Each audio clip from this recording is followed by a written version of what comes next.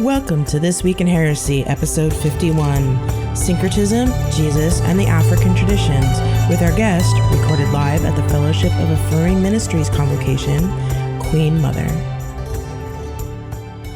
Hey, Queen Mother, welcome to This Week in Heresy. Thank you. I'm glad to be here. Excellent. So for those who don't know you in my audience, can you introduce yourself and talk a bit about who you are and what you do? Sure. I am MaShiAat, which means Queen Mother, Oloya, Adedapoidle Tahimba Fort. I am Queen Mother of a Kemetic tradition. I am High Priestess in the Wiccan Dianic tradition of the Orthodox line. We call it the Orthodox Dianic line, out of Z Budapest lineage.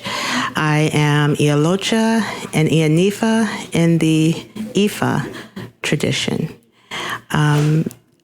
I have a mother house that is in the Bay Area that encompasses all of those things, with the base being that of Kemetic and universal, MaShiAat, the law of MaShiAat. Awesome. So we are open to everybody, every species. Excellent. It's really, and I've been to your house. It's really, It's beautiful. Thank it's you. really neat. It's just like, I love all the altars and it's just beautiful. Yeah, it's a lifestyle. It's more than a religion. It's a lifestyle. Oh, absolutely. You know, and that's what's wonderful about our multi-faith and indigenous cultures. We live our lifestyle. Yes. Yes, religion, you take it off and put it on as needed. Yeah, and you know, it's like, you know, it's always, it's present. And I think that's a really big difference in a lot of the magical traditions, is that it's not, you know, some white dude in the sky. You know? Right, exactly. It's not separate from you. It's Right. really very, like, the deity is very much present and front and center in your life, and to the good or ill. Right, exactly. You know, people say, well, what comes first, the chicken or the egg? Well, the womb came first. Okay, the womb came first because the egg needed the womb in order to even begin to germinate, you know? So before there's any God, there is always the womb, the mother. You know, the universe is the womb. We are the womb. And it doesn't have to be a womb that actually gives birth to children. You know, it gives birth to those who create. Right. You know, so and that's why I love our nature-based, you know, philosophies and the philosophies that show every energy in nature has a name, has a face, has a visualization. You know, people say, "Oh, you're a witch." Thank you. Yeah. Yes, thank you. Yep. That's who I am. Sure. I resemble that remark. And you better watch out. Okay. Yeah. Don't make me mad. Yes. You know, they think all we do is sit with cauldrons. That's all we have to do is put people in cauldrons and stew over them. Well, no, honey. We birth so many things, you know. Besides, sitting and waiting for things to boil is boring. It is. It is. You know. No, that does not make you a good witch. Not at all. No. Can you define Kemetic? Because I've heard it several times, and I know you spoke about it earlier today in our panel. But for the sake of the people that are new, that are listening to my podcast, can you define that? Yes. First of all, I want to say that there are many tribes, right? Okay, of any earth-based tradition, okay, or philosophy, especially on the continent of Africa. Okay, so in my tribe, which is right outside of Aswan, okay, Kemeticism is pre-Greek and Roman interference. Okay, many people ruled politically Egypt, including the Japanese. Nobody except for the Greeks and the Romans changed the lifestyle of the people. Okay, so that's, you know, just like slavery in America. We weren't allowed to bring our drums. We had to have our names changed, our language we weren't allowed to speak. So that changed the people themselves, and they lost a lot of themselves. Kemeticism is before that, the ancestors of the Egyptians that we call today. I found it interesting that you combine a lot of different things. And, you know, a lot of people really kind of sneer at syncretic practice. Right. And why, have you gotten that kind of blowback? And, how do you respond to that? I used to. I've been around for over 30 years. The Kindred of Cheyenne is 25 years old legally. Wow. Congratulations. Okay, legally. Okay, awesome. Our license. Right. We were originally licensed in Hawaii. And I became an Oloya when I was 17 years old in the Ifa tradition. 18, I became a high priestess under Z Budapest. So I have been, and I'm 50 now. Right. Okay. I've been doing this for a long time, and I've seen many changes and many philosophies. But the one thing that I had to learn is that I can't separate the visual aspect of divine and divine's helpers. My mother's Egyptian, my father's West Indian. Am I to deny my mother, or am I to deny my father? Or am I to say, no, that's all of me, and not even? My grandfather's Nipponese, not even all of me. Right. So those faces, Elegua, Eshu, is on my feet in the Ifa tradition, okay? Oya is over my head, okay? Ganesh is my favorite visual aspect of Elegua. Hello. Yeah. You understand? Yeah, I get that. Okay. Some people might. And it's not blending. Yeah. It's not blending. Yeah. I don't take away from the Hindu. Right. Okay. There are some practices, because I was actually, I had an opportunity to be taught some things directly from the Hindu tradition by the Hindu teachers to honor Ganesh. Because I wanted to know more. Right. Okay. But when I personally honor Ganesh, I honor Ganesh like I would honor Elegua, like I would honor any gatekeeper. Okay. Any key holder. Okay. And I love the visualization. Now, I will give my Ganesh ghee, because that is a Hindu tradition. And I say it comes from Hindu, and that's me. The other people who see Ganesh in my house, in my tribe, may honor in a different way. Right. Because my belief is we grow. I am tired of reading. Okay, reading books are meant to be bought. Okay, and you are pulled into them, and then you have to learn that philosophy. Well, no. I listen to the universe. I listen to she who tells me. I tell my tribe, my people, this is what she has told me. Do what you want. Learn it my way, and then fix it so you can do it your way. Yeah. I mean, I agree. I mean, there's a place for reading. I mean, I know when I first started, like, I'm a reader. So that's just me, like, I read every book I get on, Right. I read Starhawk, I read Drawing Down the Moon. I mean, I've just went through it all, right? But yeah, you're right. There's that point. And I've actually recently tried to teach this to some of my students. It's like, yes, you can read a book about the tarot, but but after a while, you just need to put that book down and just see what the cards are telling you. Right, because and that you are so right, Gina. Because at some point, when you become an adapted person, when you advance from writer, you learn that these cards are just a visualization of the tool that is being spoken through. And guess who the tool is? Hello. So if you can only read cards and read what's on the cards, you are not a reader. Okay? When spirit can come through you and you use those cards or shells or coins or whatever it is, whatever form I can throw spaghetti up on the wall and read it. Right. Okay? When you can do that, then you become the tool. The tool or hand of, by whoever's name and whoever's aspect. Okay?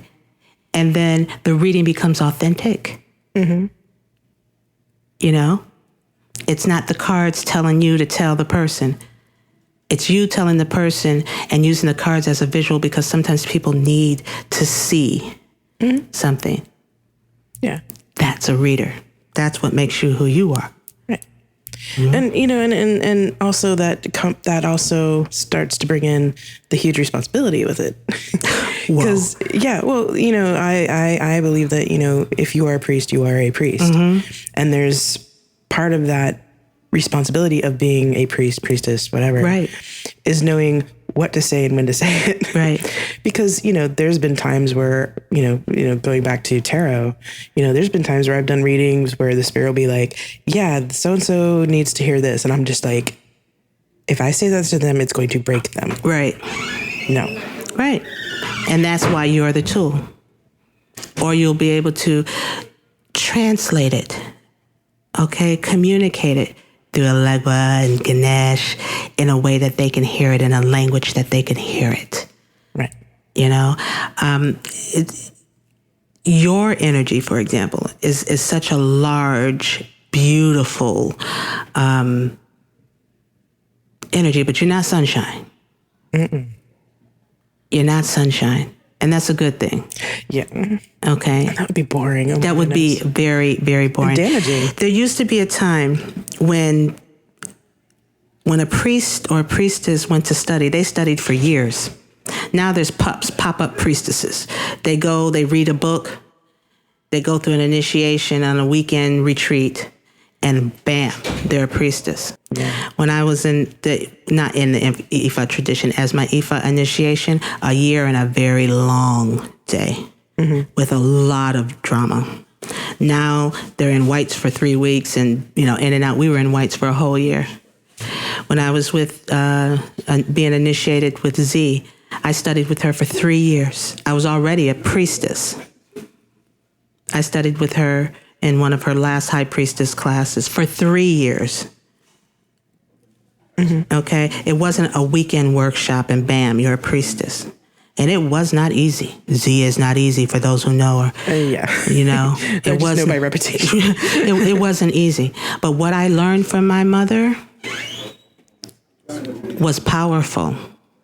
And she will always be my elder, regardless to my personal relationship or whatever, and that's the difference, between a real, true priest remembers to honor your ancestors and teachers in spite of them and in spite of yourself. Mm-hmm. In my house, when I do initiate, I initiate for a year and a day, and that day could be up to 6 months to another year. Mm-hmm. All whites. Mm-hmm. Why? Because it's all about you. That year and a day is about you. I don't care if you learn prayer. Well, I do care if you learn prayers, but that's not the most important. The most important thing is, who are you? Because you're the tool. Mm-hmm. How humble can you be? Can you be humble enough to serve the Queen Mother every day without attitude or in spite of attitude? Are you humble enough to do a reading on your enemy and be truthful? Because that's a priestess or a priest. Mm-hmm. A server. A servant, as much as beautiful as my crown is, there's nobody that's in my house that can't tell me that they can't say I've washed their feet when they were sick. If I had to change some grown person's diapers, I did it. Mm-hmm. I washed and bathed them on their initiation. I massaged their body and blessed it with love all over, and I've also said no. Same here. I mean, granted, we have a much more... We don't have quite a regime yes. as you do, but and we're more apt to be like, okay, when you feel you're ready, and when we see that you're ready mm-hmm. and you're willing to take that responsibility, then sure, right. But there's been there was one particular person that wanted their second degree and asked, and I was like, no, you're in the middle of a lot of stuff right now. Right. And if I do this to you, it's like dropping a nuke on your head. Right, exactly. And I can't do that to you. Well, there's another side of me that I don't talk about that much, but I'm a Palo priest as well. Mm-hmm. Okay, as a matter of fact, my first initiation was in Palo, and I decided because of who I am, and I was young at the time too, obnoxious Aquarian. I knew that was too much for me to do mm-hmm. on a full-time basis. I got all of the things I needed to get. Mm-hmm. But then the Ifa tradition was a bit more contoured for me. Right. Mm-hmm. But there is still that side. And there are still some tools that I use from Palo that are tools of power, not negativity. Mm-hmm. And that's the difference. Palo is very powerful. It's the person who chooses to do positive or negative. Palo is not an evil practice. Well, I mean, people seem to think magic is this like nebulous, weird thing. And I'm like, no, really, it's a tool. It's a tool. It's a tool in nature. Yeah, because I always get the question, are you a good witch or a bad witch? And it's like, on Wednesdays, what day? Don't come to me on a Wednesday because Pally comes out. But, there's certain times of the month, but on Thursdays, I'm pretty loving, Yeah, but, it's like anything, it's even like with Christianity, somebody could be spouting the gospel. Well, they can do it for good or ill. Somebody could be spouting the gospel and then go spout their hallelujah bench later. Right. Hello, let's just put it out there. Word. Okay, you choose to do. Power and energy is pure until an intent is put behind it and manipulated by that intent. And manipulation is part of the energy. You turn that energy into what you want. If it's healing energy, you're still manipulating that pure energy into healing energy. So let's take these words and stop making them negative. Right. Stop making them. I had a priest who wanted something from the Palo tradition, and I knew that she did not deserve it and that she would use it for negativity. Well, my name, my spiritual signature is over her head as her mother, as her godmother, as her queen mother. So if I teach her something knowing that she is going to go and use it for negativity, who's going to get the backlash out of that? Right. Okay. And it's also, when we teach about cursing, it's like, listen, you can do this. Right. But, here's the rules. Here's the rules. You need, if you're going to do this, you need to be able to take full responsibility for it. That's right. You have to be able to sit with this and be like, yes, this was right. That's and right. Know it in your being and take any responsibility for any backlash that you get. Exactly. And for any harm that happens. Exactly. And, sometimes people get really weirded out. And that's even for, the rapist. And that's even for the, if you're going to do, there's a serial killer. Okay. We're all going to get together and do a ritual about the serial killer and curse the serial killer. Well, wait a minute. Mm-hmm. Okay. What exactly does that mean? Right. What in detail does that mean? Are we stopping him or her? Are we, what are we doing? Yeah. Because the backlash of anything, any energy that's put out in the universe could be very strong. Mm-hmm. And our vision and word, innocent, ignorance has no place in our realm. Right. And also to acknowledge, you may be getting wrong information. So that's if right. you do this, you have to, if it you have to know. And if you're wrong, you have to be willing to accept that too. Right. Because it's going to, it will come back. Right. One way or another. One way or another. I think that's the beauty of our whole energy. Right. That what goes around comes around. As above, so below. Mm-hmm. Mm-hmm. If there's 9 hells below, then there's 9 above. So to go on a kind of different tangent. Yes. So, you're a member of City of Refuge as well. I am. And so how does Jesus and this type of praxis, for the academic word, stuff, how does this come into your practices and how does it manifest here for you on a spiritual level? And, what is the ministry that you are trying to accomplish here in your own work? It's very interesting. And I've for the past 5 years as a member of City of Refuge, I've had to sit with, what am I a member of? Yeah. And do I consider myself a Christian? Mm-hmm. Yes and no.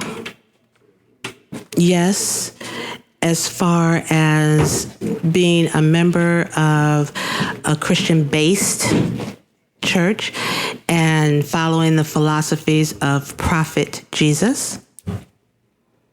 Yes. Okay. I am more of a understanding and follower of a prophet than I am specifically a Christian. Right. And part of my purpose here is to bring all the multi-faith philosophies, traditions, religions, and lifestyles to the surface. Let's stop hiding. Right. And let's create ceremony and ritual in this Christian-based church, for this Christian-based church, from our many lifestyles, faith, and traditions, and nature-based. Let's teach. Let's create. I don't want to bring Ifa here. Yeah. But I do want everybody to have an understanding of the ancestors and to honor those that have left. You know, I don't want everybody wearing white, you know, but I do want everybody to know that the cosmic energies are real. And even though I may call one planet by its name, Herakuti Ogun, know what that is and know what that energy is, you know what retrograde is and why you act out every time we go into retrograde, right. You know, and know that you got 12 other houses that you can pull from to help, you know, stabilize your acting out during that time. You know, that's what I'm trying to bring here. I want our Wiccan priestesses to come. And the beauty, and you said this on the panel that was just so right on it. When I came to City of Refuge as Queen Mother, I came as Queen Mother, was accepted as Queen Mother. My credentials are accepted as Queen Mother. When I procession, in my place is right before Bishop, right after the pastors. And that has always been, you know, so my credentials are fully accepted and I don't have to change who I am to honor this wonderful prophet who I have a personal relationship with, Jesus, you know, like someone says his last name isn't Christ. Right. Okay. Yeah. Who wasn't a Christian, who was a heretic. Yay. Yay. Hooray. You know, one of the biggest heretics we got. Absolutely. You know, who went all over to study indigenous cultures, hence the absence of those many, many years from the Bible. And then he pops back up at 32, 33, and all of a sudden he has these magical powers. No, he studied. We have documentation in Egypt that he came and studied with some of the priests. Apparently in China, they have documentation that he went there as well. You know, I'm sure he went all over studying the indigenous cultures and how to raise Lazarus from the dead and how to heal the leopard and how to act as a priest humbly, because that wasn't taught in that tradition of Judaism that he was born in. Right. Well, I mean, I've argued that, you know, in a lot of my seminary papers, as a matter of fact, because, you know, if you look at it from a magical practitioner perspective, it's like, yeah, of course Jesus was a magician. Hello. You know, I mean, just look at the woman he heals, you know, the blind man, Lazarus. I mean, it's a pretty long list. Right. And it's like, you know, he specialized in a lot of healing, right? But he also spoke a lot of prophecy too. You know, a lot of prophecy. He was an oracle.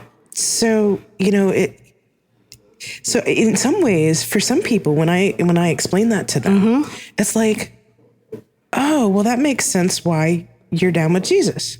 And who anointed him? Who gave him his anointment? Right. Mary, you know?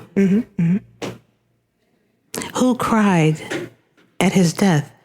All the Marys, the Mother Mary, the disciple Mary, the right. possible wife Mary, I don't know. Yeah. But the women, isn't that who wailed for his spirit to go, who cut him down and laid him to rest? The goddess, the mother, the womb. Well, and they were the first to see him come back. Exactly. Which is, you know, it's just like, you know, that really gets me a goat when, especially when I hear the rhetoric about, you know, women don't belong in the priesthood. And it's like, now, who were the first people to see Jesus when he came back? Exactly. You think anybody else deserves to be priest? Exactly. I mean, really? Actually, who was his first priest? His mother. Right. Who accepted him wholeheartedly, who protected him when they wanted to shut him up as a child, who probably sent him out into the wilderness for those years to learn. His mother. And who was there when he got back? His mother. Yeah. You know, I don't care what you call this particular man. Okay. He lived on this earth, therefore he is now an ancestor. Yep. He preached his gospel, which was not written down, It was an oral gospel. Right. Okay, it wasn't written down to almost 100 years after his death? As early as 60. But, right. Close to 100 years. Manipulated by man now. Yeah. Okay. He was first seen by the women. Yep. Last seen by the women. Resurrected and seen by the women who were also disciples.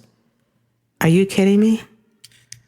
Yeah. Priestess by birthright. Hello. Right. Yes, so Jesus to me is a prophet and one of our greatest prophets. There are others. Oh, yeah. But I do have a personal relationship with this particular prophet, And we know what I found interesting, and I was talking a bit about this with some people this morning and in the panel, was that, when I first realized that, like I said, I hadn't given up on Jesus. Right. One of the things I did as a witch was to call him up and be like, hey, I'm a witch. What's the deal? Right. And I actually called up the other deities, and I thank my wife from here to the end of the earth for helping me with this. But, I said, okay, I called up all the deities and be like, okay, you guys okay with this? You guys okay with this? And they're like, why are you asking us? As long as it's good with you, we're good. And then when it got to Jesus, I was like, listen, I'm a witch. I'm not giving that up. Right. I know in my heart that that's what you're supposed to be. That's who I am. And what he told me was that, no, I need you as a witch. I need you exactly as you are. Right. Gina, I've heard you tell that story many times, and not many times, but a couple of times. And I also did the same thing. There was a time, I think we go through every 10 to 20 years, we go through a breakdown where you have to rebuild everything up. And so I was at that point, and I was struggling with the City of Refuge thing because my heart wanted to be there. But is it for the music? Is it just for Bishop? Because I can just be a priestess to Bishop. She's open to that. She's actually an honorary Anifa. She's got her Ilekes and her Shebis. She's good to go. I can do that. No, I needed to be more. And I lost several members of my house, of my temple, because I invited the prophet and Jesus in by whatever you need to, whatever station you need. But because I invited that particular energy in, I lost a great deal of my members. And I believe that. At first I cried. As I've been beat up by the Yorubas. I've been beat up by the Wiccans. My goddess, now I'm beat up by my own people, And then I got a message. I need you as you are, and come in all that you are. Some people said I was too big. Some people said I was trying to take over. Some people said my energy is too loud. So I would try to squeeze, when I'm on stage with other people, I try so hard to not over. Honey, please. That's hard. It's hard and it's damaging to yourself. Absolutely. If I'm too big for you on stage, get off. Because everything I do, even the negative that I do, I'm authentic in it, in that moment. Yeah. If I have to come back and apologize, then I will do that. And everybody knows I'll do that. But I'm not squishing the energy down. And I'm not squishing Buddha down. And I'm not squishing the goddess down. And I'm not squishing Alegua down. And I'm sure not squishing Jesus down. Why? I'm going back to, getting flack and it's sad to hear that you did lose people. And, I was worried about that too. And in fact, I've gotten more outright flack about being Wiccan Christian than I have gotten from the Christian side of things. Hello. And it's like, yes. Really? I mean, not that I haven't gotten some.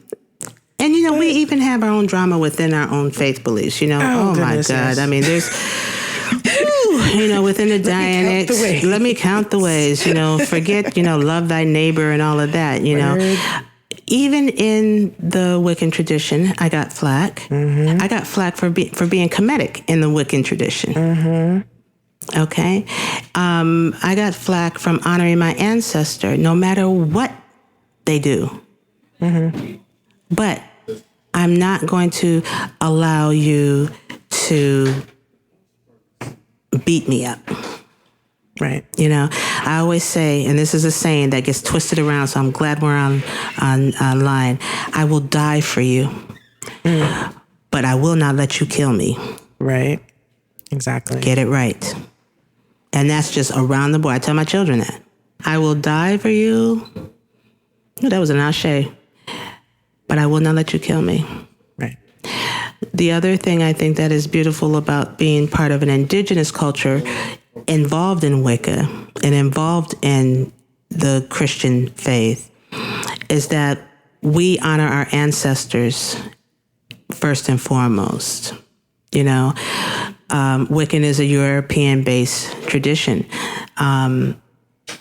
that has very little place for the elders until the elders start dying. Yeah. You know, I think it's time to make sure that our elders have insurance and our elders have all those things, but we don't think about those things on the road to cronism. Yeah. You know, whereas in an indigenous faith, we take care of our elders, you know, and it's hard for the elders of the other faiths to be taken care of. And, you know, in the way that paganism, and I'm speaking specifically of the Wiccan-based neo-pagan stuff, you know, we don't really have, you know, it's relatively young, so we don't really have a lot of that.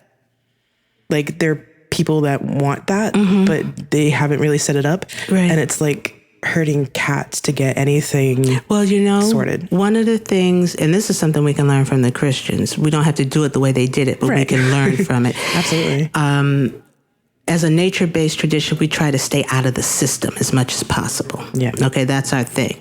Okay. Yeah. However, we still need to be a 501(c)(3). Okay, and with that, we can get medical insurance and all these other insurance if you have 10 to 15 people, blah, blah, blah, blah.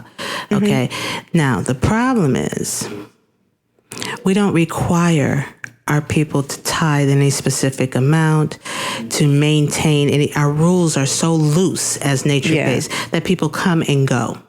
Absolutely. You know, well, Jesus, whatever he does to make them people stay, he does it well. Yeah. You know, he does it well. And we have to start learning. You know, just because we're old in culture and in practice doesn't mean that we can't learn new things.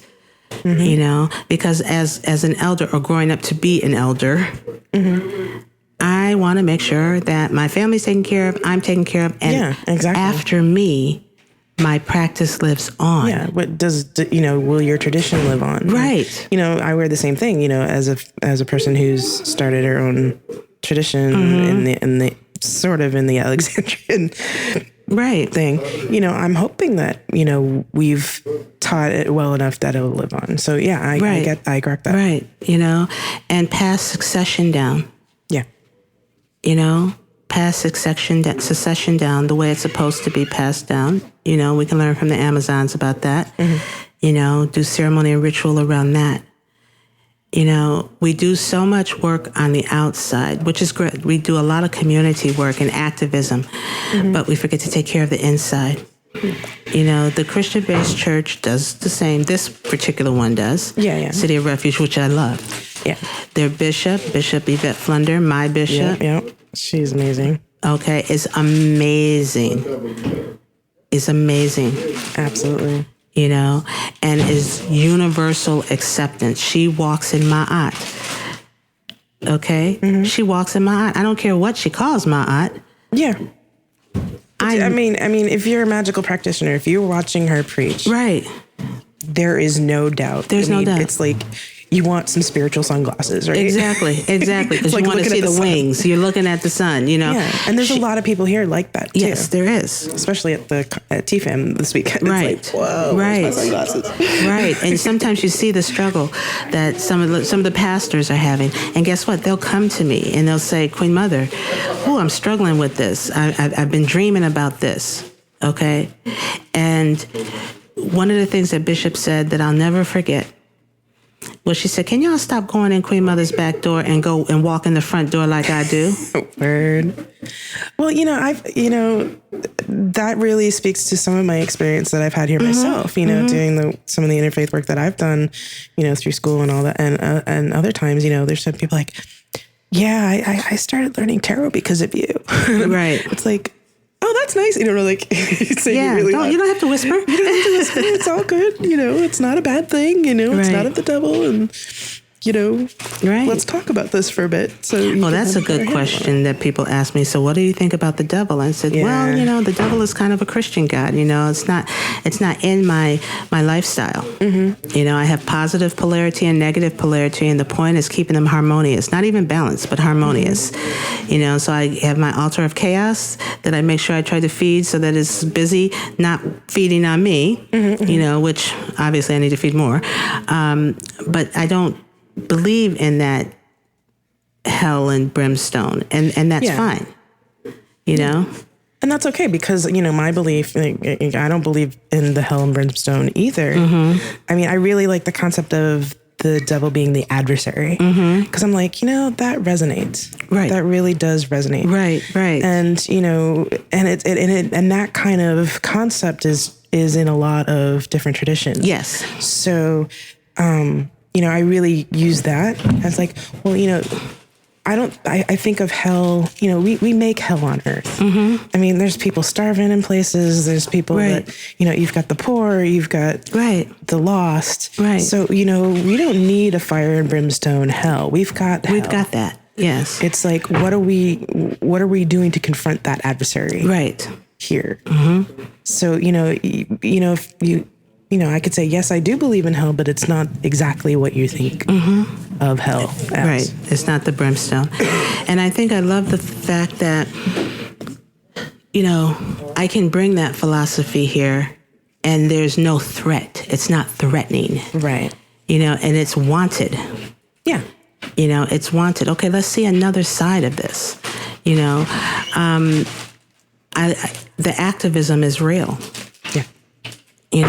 And I find in some of our earth-based traditions, especially locally here in the Bay Area, the activist is very directed at very specific. It's very specific. Yes, it is. Okay, it's very specific.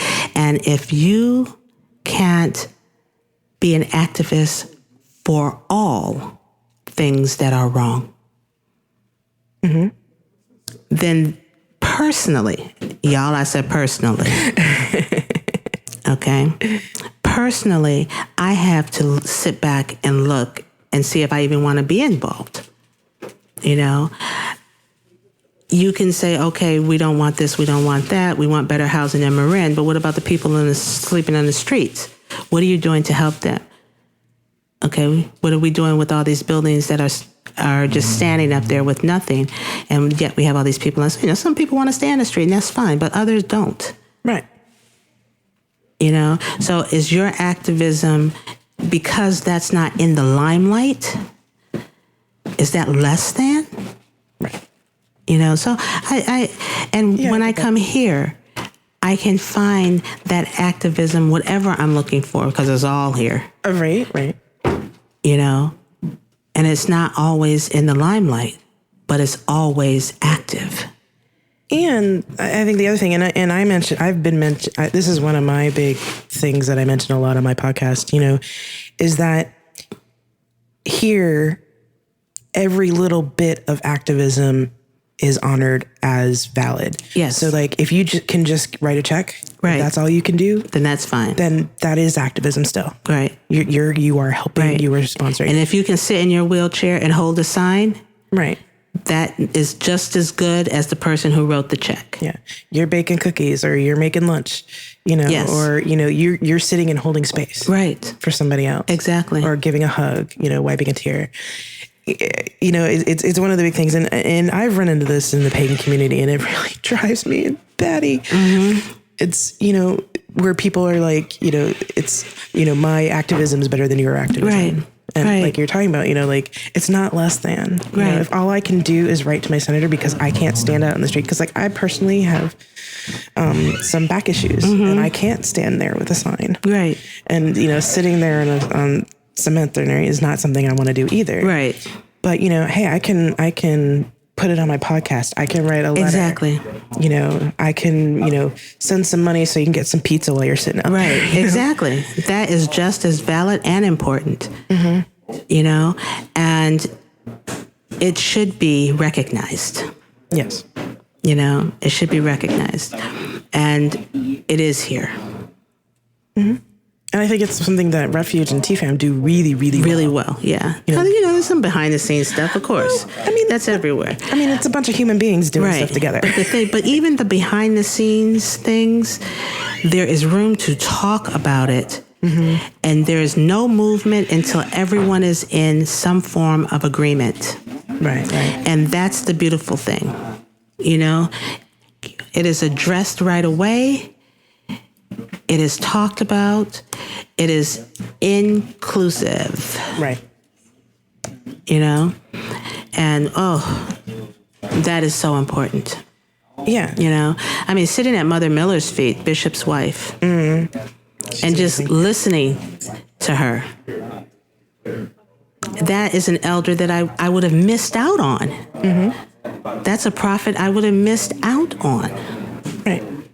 If I hadn't come here, if my heart hadn't said, this is where you need to be. Yeah. And I think in a grand scheme of things, and I've mentioned this to other people, and I guess this is some of the first times I really publicly said my bugaboos with some of the neo-pagan community. But, the other thing is there's an anti-Christian sentiment and an anti-institution sentiment. Mm-hmm. Where it's like, if you come to some place like Refuge, there's a lot you can learn about how to run things, how to create space, how to create a building and an institution and an organization. Mm-hmm. And I remember Bishop actually mentioning this once because I TA'd for her I remember class. That. And she said, if you're going to do a 501c3, it's good to get in with another organization that's already there because then you'll learn it. And I think paganism, the neo-pagan movement in the U.S. particularly, could do with something like that, Yes. Start talking to these people because, there are a lot of progressive churches like Refuge and TFAM that will accept you. Mm-hmm. And it's not a monolith. Right. Right. And getting in there and working with these groups and being like, oh, okay, we don't have that. There's similarities. Right. And there's stuff we can learn. And, the beauty here, too, is you get recognized. I've had things sponsored by City of Refuge, sponsored by the Kindred of Cheyenne, sponsored. It's not, they're not trying to change who you are. Mm-mm. They're actually trying to change who they are and become a we. Yeah. And in that, everyone learns. Mm-hmm. It's very important, this structure. We can, as pagan traditions, as Wiccan traditions, even as Kemetic traditions, I think one of the issues with Kemetic traditions is we forgot we were a tribe at one time, and we're kind of getting institutionalized instead of staying tribal. Right. And it's affecting us. And I think that this is a warning to the Kemetic tradition that they need to look at that. I'm not saying everybody, but remember, we're a tribal people. We're a tribal people, I think Wiccans need to remember that they're nature-based, but that does not mean that there should not be some kind of structure to take care of the people. Right. Or that they exist outside of the rest of the human race. Right. Yeah. That's it. Hey. Well, we're just about out of time. I know we could probably talk forever and ever. Well, you and I definitely can. So if people would like to get in touch with you or learn more about who you are and what you do, what are the best ways to do that? I am on Facebook. My website is ancestrally.com, ANCESTERALLEY.com. I'm here local. I'm not hard to find. Awesome. I'm always at City of Refuge. Excellent. Well, we'll put all the links and stuff in the show notes. Yes. And thank you so much for being on. Thank you for having me. Blessed be. I'd like to thank Queen Mother for joining us on the show. As always, if you have comments, questions, or would like to read the show notes, you can go to thisweekinheresy.com. You can subscribe to the show via iTunes or the Stitcher app, or follow us on Twitter at TWIH Podcast. And if you can, please consider supporting this podcast through PayPal or Patreon.com. Thank you very much for listening, and we'll see you next time.